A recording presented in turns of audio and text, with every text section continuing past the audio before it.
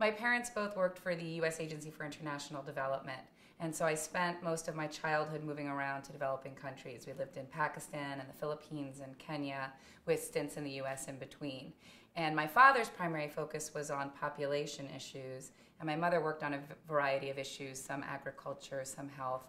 But looking back on it now, it's clear to me that the connections between all of those issues and living in developing countries and the stressors created by environmental conditions on already vulnerable populations was a big driver for my interest in getting involved in the environment. When I was thinking about where to go to college, it was just instantly clear to me that I wanted to be in New York City, that it had the kind of multicultural environment that I wanted to be in. What's great about working in the urban program is that it's almost anything kind of ends up being an urban issue.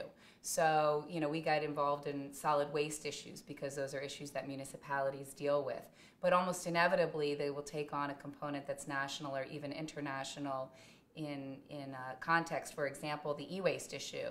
We got involved working on electronics waste recycling because we saw New York City as a progressive place where we could move this new model for imposing responsibility on manufacturers for the recycling of electronics.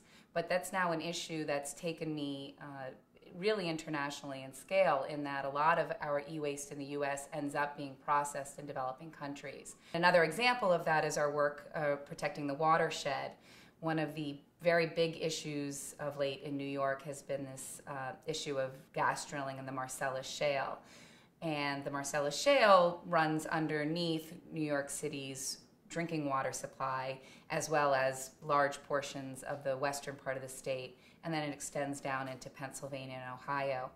And there's been grave concern about whether we're regulatorily prepared to deal with these new technologies that are very environmentally intense, bring with them a variety of environmental and health risks. In New York, we've sort of taken a different approach and said we're going to ask the questions first before we allow the drilling to start.